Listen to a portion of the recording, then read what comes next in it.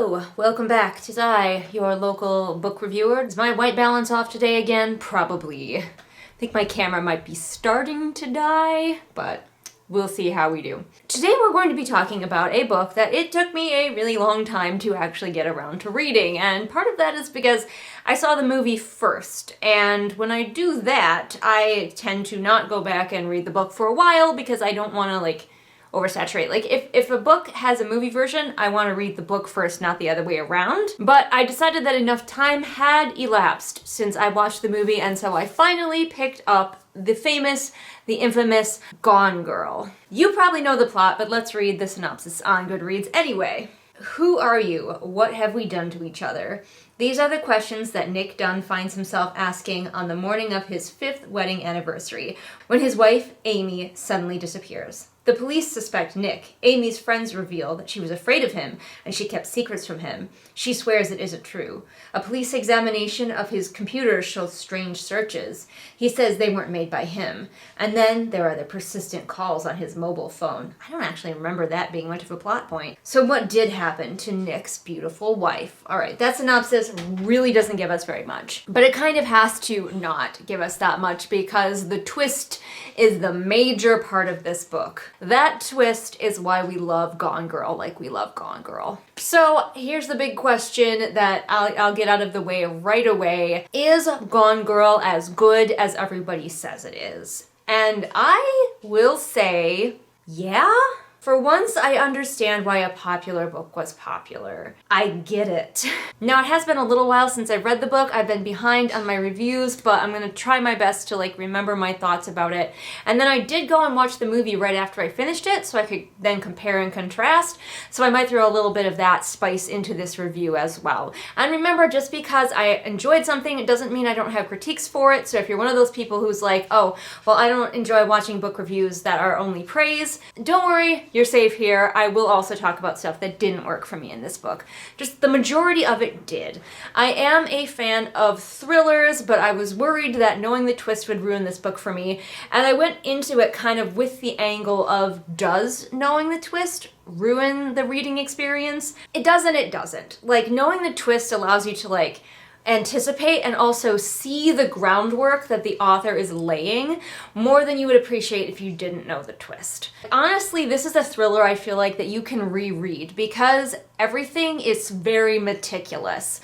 And I really liked that about this one. So many books nowadays feel like the author is just throwing things in and nothing is thoughtful. And this book was so thoughtful. So yes, this book is very thoughtful and very meticulous and definitely took a lot of effort on the author's part, which I'd love to see. There was even a little bit of an author interview at the end of the audiobook version that I was listening to that did talk a little bit about her process and how many rewrites this book had because she changed major things about it, and I just love to see how much care was put into this book, how much effort was put into this book, because it does feel to me right now that we are in a time of not a lot of care and effort being put into books, and you can tell with this book that a lot of care and thought and effort was put into it. Alright, we are gonna go fully spoilerific, so if you're waiting on reading this one, go ahead and go read it. I mean, you have my seal of approval. If you like thrillers, you'll probably like this one. Nigel is here. You can't see him. There he is. There's his ears. I guess we could go through it with my usual order. Once again, I haven't really written down notes. I've really been struggling to write notes for any of the books that I read lately, and so I've just been trying to do these book reviews off the cuff. I apologize if that makes them too messy for some people, but I do try to have the structure of characters, plot, world building, all of that, and prose. So let's just start with characters. Obviously, the two main ones are Nick Dunn and Amy. Beginning of the book, Amy goes missing on their 5th wedding anniversary. Only 5. It feels so little. I've been married for over 15 years. So 5 feels like such a small amount to me now. But I suppose if you've been in it for 5, it still feels like a sizable amount to be married. They're struggling in some way. You get that vibe that they are struggling in some way. And the beginning of the book is only Nick's point of view and then diary entries by Amy. And right away, the diary entries do feel a little bit fake. in my opinion. Like, even if I hadn't known the twist, they felt a little bit like too saccharine, like too sweet. Nick and Amy are our two main characters, and I really appreciate what this author has done to make us interested to follow two deeply flawed people, two bad people. Because, like, even though we find out that Nick did not do anything to his wife when the twist twists, and it's all Amy being a meticulous, evil queen, he's still a bad man. He's still not a nice man, and he still did bad things. Now, I will just say, a friend of mine and I were talking about this book and her experiences with this book, and talking about how both Amy and Nick fall into the trope of the poor beleaguered man and the evil genius woman. Like, women are just so manipulative, women are just so evil, and it does fall into that trope. And I didn't really notice it because beleaguered man, evil woman is a fairly common thriller trope. You've either got beleaguered man, evil woman, or you have woman with anxiety makes mistakes for an entire book. Those are like the two types of people that you get in thriller books. So I was more used to it, but she did point it out, and yes, it is true. Even though Nick is a quote-unquote bad man, he is definitely meant to be a lot more sympathetic than Amy. Amy is the criminal mastermind. She's the one that you're rooting against way more than Nick. If Amy wasn't so just evil, you might not be rooting for Nick as much as you are, but she is. Now, part of me deeply enjoys just watching Amy be an evil mastermind and also watching her fail, but I totally understand the angle of being sick of this idea of the woman as the conniving evil bitch, while her poor husband, who all he did was cheat on her, is just trying to do his best, poor man. This author did a great job of making us just fascinated and interested in these two bad people. Now, I will posit that Amy is worse than Nick, but Nick is still not a great guy. And unfortunately, I find myself relating to Nick a little bit, maybe more than I should. Should I be concerned? But there are parts where he talks about, he doesn't know what to do with his face during interviews, and so he, maybe smiles at the wrong time, or he, zones out, or he's got, resting bitch face, and I'm relatable. And also, he just doesn't say the right things. Nick is not the one that you want going up in front of the cameras because he just doesn't say the right things, and I'm relatable Nick. I would not have the correct reactions either. If my husband went missing, everyone would probably be suspicious as fuck of me because my reactions would not be quote unquote the right reactions either. So I was is it bad that I'm relating to Nick a little bit? Probably. I will say that this book did one of the things that I don't like, where I'm in a character's point of view and they withhold something or lie about something to the reader in their own point of view. And I think it's done better in this book than I've seen it in a lot of places, because Nick feels a little bit like he's having a conversation with us, the reader.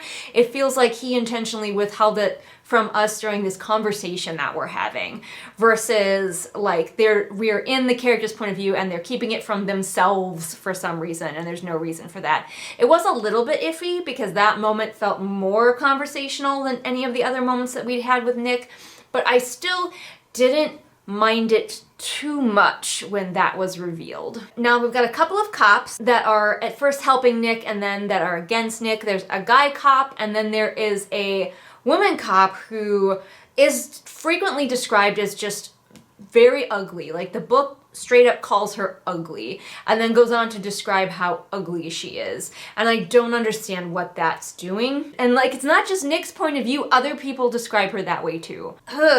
Okay, I guess. Are we trying to say that ugly women are the best at their jobs because they're not distracted by being hot? That's an element I was why? But the cops are interesting because they at first are on Nick's side, and then you slowly watch them find evidence and be never mind, we are anti-Nick now, as more stuff is revealed at exactly the right times to keep the plot moving. For the most part, the beginning of the book is slower. We'll talk about that when we talk about plot. We have Amy's parents, who again start out on Team Nick, but then are not on Team Nick toward the end there, and Amy's parents are famous authors who got famous by writing a fictional version of their own daughter called Amazing Amy. And Amazing Amy has like grown up and done all of the things that real life Amy has failed to do. So there's a lot of that weird familial stuff going on that's there to appreciate, definitely. And Amy grew up very wealthy, and so she's used to being wealthy and spoiled and well treated. And so when she and Nick have to move back to his hometown to take care of his father, his abusive father who has dementia, there's layers to this book, and I really appreciate that. There's layers to the plot, there's layers to the character interactions. It's like an onion, and I love it for that. So many books feel so shallow, and I think knowing the plot beforehand really helped me appreciate how deep it is and how many layers there are. But anyway, yes, so when Amy is forced to move back to his hometown, it is a culture shock for her because she is used to being the rich center of attention, and now she's just an average person who has to live an average person life, and she thinks that that is beneath her, and that adds to like the layers, like I said, layers of her dissatisfaction leading up to her choices. And we'll get to Amy in a second here, but then we have probably my favorite character in Margot, or Go, who is Nick's twin sister. You really feel their relationship in the book, and I love the sibling relationship. I love it so much. And like, while intellectually I know that Margot is just there to humanize Nick, to soften Nick, to make us like Nick more so we don't just straight up hate him, I love Margot, and like I said, I adore seeing a strong sibling relationship like that. Like, just the platonic love of these two siblings, twins, it makes sense why they're very close, and they just love each other. And they're just comfortable with each other, relaxed around each other. They are always looking out for each other. Like, Nick will do anything for Margot and vice versa. It's so odd to see such a beautifully wholesome sibling relationship in a book like this.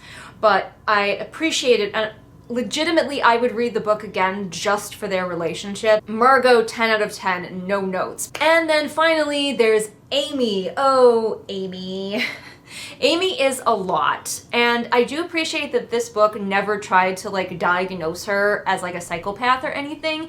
Amy is just Amy, and the book is not interested in like delving into her psyche. We're just watching her crash through people's lives like a cannonball, and you can kind of understand, like, you can tell that psychologically there is something off about Amy, but this book is never like, she has multiple personality disorder or anything like that.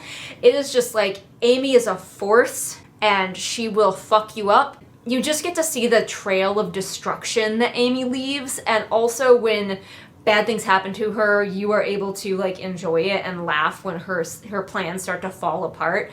Because if you don't know the plot of this, Amy abducted herself. She made the scene look like Nick tried to set it up that she was kidnapped, and then eventually he would be blamed for like killing her. Like, where's your wife, Nick? And she did all of these meticulous steps to incriminate him. And she's just like so thoughtfully evil that you kind of love her, and you kind of love to watch her. But yes, Amy is just the queen of chaos, and I love seeing both her and her success, and also I love watching her downfall, as eventually she does get taken advantage of by some other people because she's not cautious enough, and also her own ego eventually drags her back to Nick, where they enter into the most toxic arrangement ever, and I kind of love it. This is one thing where I feel like the movie did better, is the ending with the toxic relationship, and I'll try to talk about that when I talk about plot. But those are the characters. There are other side characters that aren't quite as important. Nick has a weird friend there for a hot minute who just like goes away for the second half of the book. I don't remember what happened to him, and I don't care.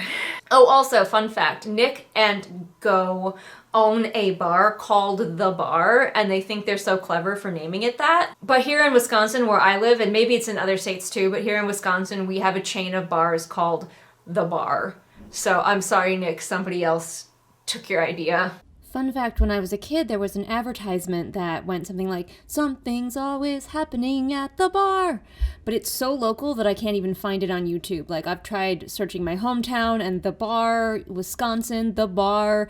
I cannot find this advertisement. But it exists, I promise. Maybe someone out there can find it. There's not really too much to talk about with this book with world building. Obviously, this is a contemporary story and there are no like outside elements. But I do think the author did a good job of just like settling us in Nick's world, especially at the beginning because we're with him more than we are with Amy, and just really grounding us in the situation and not forgetting any little details. I think we can just segue into plot here.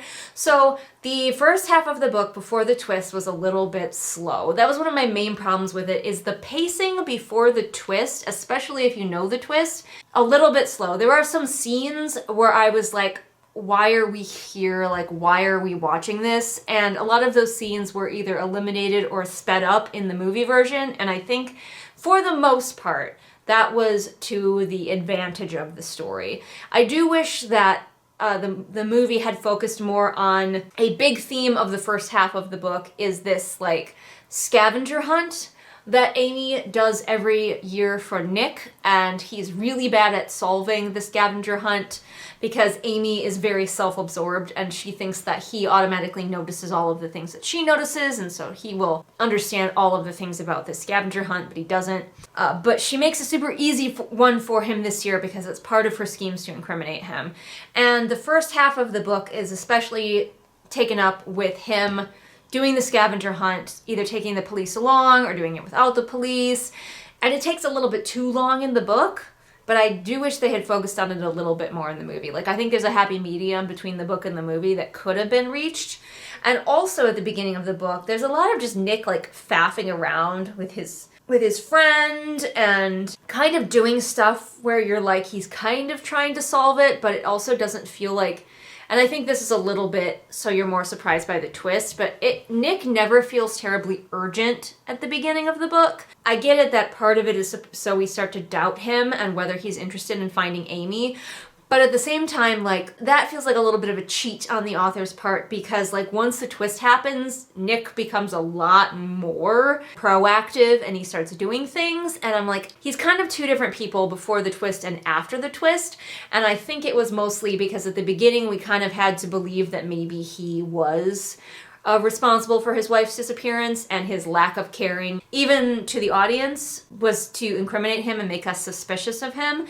But it made the beginning a little bit too slow for me. And for the most part, I was all in for the second half. That's my main critique for it, is the pacing was uneven. And I think the movie did a lot to even that out, although the movie did move maybe a little bit too fast. Do I have any more thoughts? Oh, how was the writing? How were the prose?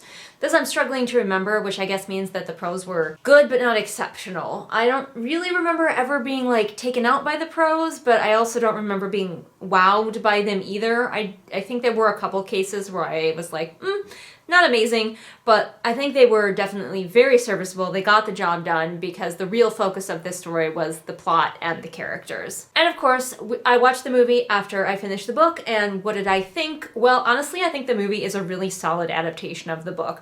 The movie obviously moves a lot faster. It has to, and it cuts out a lot of fat that the book had, and in my opinion, a little bit of muscle as well. There are definitely some scenes that I thought were interesting in the book that were cut out, like especially a lot of the time that Amy spends at this like motel where she's living for a while.